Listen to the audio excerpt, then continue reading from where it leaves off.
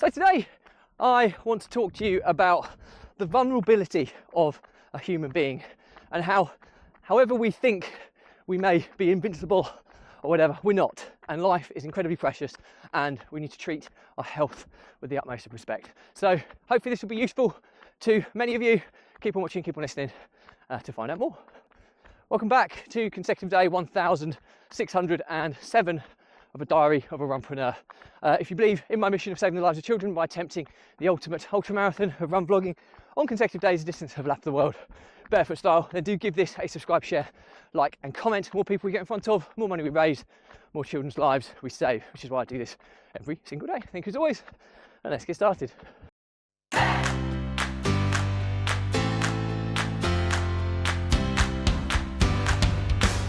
So, consecutive day 1607 of a diary of a runpreneur, and today's topic is all about the vulnerability of the human being.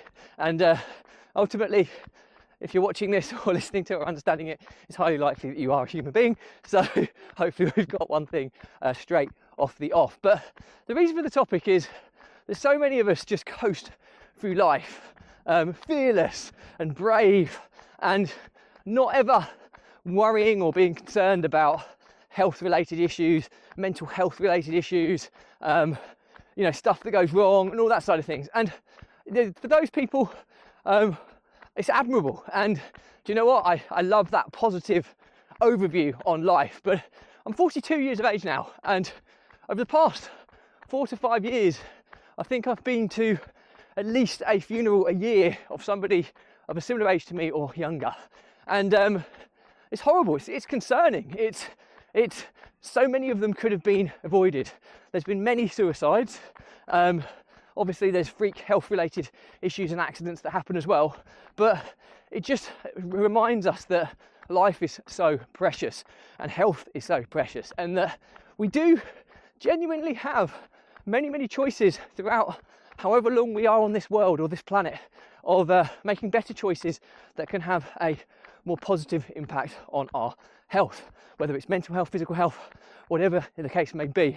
And yeah, I think it's really, really important to understand that. And the reason I'm talking about this today is that there's a friend of mine who I saw today, and he has had some pretty severe mental health related challenges over the past few months, to the degree where he's been hospitalised and almost sectioned due to a breakdown. And I'm not going to mention any names for obvious reasons, but it's but the amazing thing is he's come through this, and I was having a chat with him today, and we just said, you know what, as horrendous as what you've been in, it's you've got to try and see the positive side of this. It's created an experience that of the highest degree of adversity that you've managed to overcome and recover from. Okay, well, we're still recovering from, but anything else that comes up against your life where you're facing some form of adversity, you've now got this amazingly powerful experience which puts everything into perspective. Nothing is as bad as what you have just been through, and you should be so proud of yourself for coming through the other side where so many others have failed.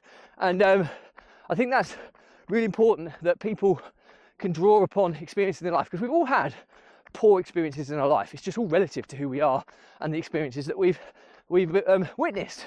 The reality is some of us have experienced the most horrendous stuff ever, and others have experienced stuff that we believe is the most horrendous stuff ever, but when you compare it to others, it's probably not that bad. But each of those experiences lends itself as a reminder that adversity exists in this world, and we have bounced back from it, and we can also compare future events and current events against such experiences, which can make us stronger and more resilient to overcome them in the future. But it was just a really kind of reminder for me today, speaking to somebody, because for this one circumstance that I've had where I've been speaking to somebody who's open and honest about what they've been through, which is incredibly refreshing, especially amongst men in general, because men are too proud to talk about their vulnerabilities. But we're all human beings, whether we're female, male, non-binary, whatever.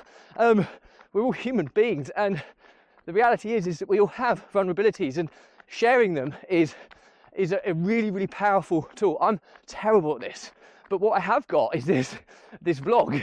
So I always forget that I'm sharing this with the world, but I share my vulnerabilities daily, just not in a one-to-one or one-to-many kind of real forum. It's a cloud-based forum where it's therapeutic to me.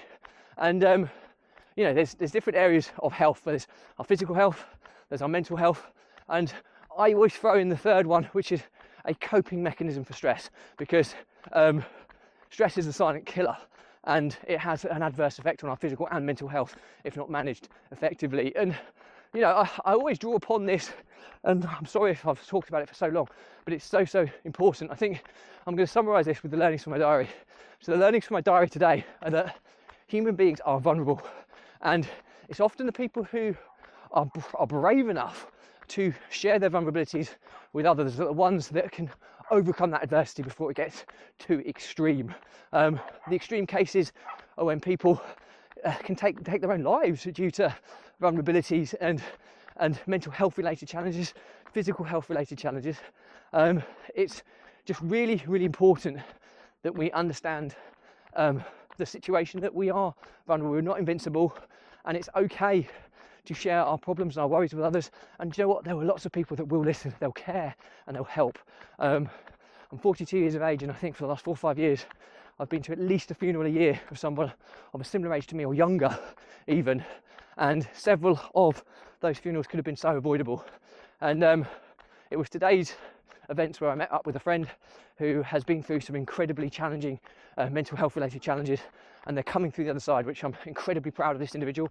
And I think it lends itself as a real example that talking really, really helps, and please do so.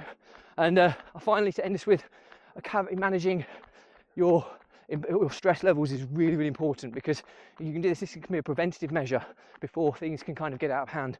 And I talk a lot about this running vlog, and hopefully it's good for other people, but it's also incredibly good for me in terms of the calming nature of being out in the outside and enjoying the joys of nature, the positive endorphins of exercise, and also the therapeutic aspect of my vlog, which allows me to unload my problems, my challenges, my stresses, my concerns, and makes me feel so much better for doing so. So just be aware of your vulnerability, and never ever be afraid to ask for help. And I would say openly, if you have nobody and you're watching this episode, reach out to me. As long as I see this comment, I will respond, and I'll help whenever I can. So that's it for me today. Any questions or comments, drop me a line.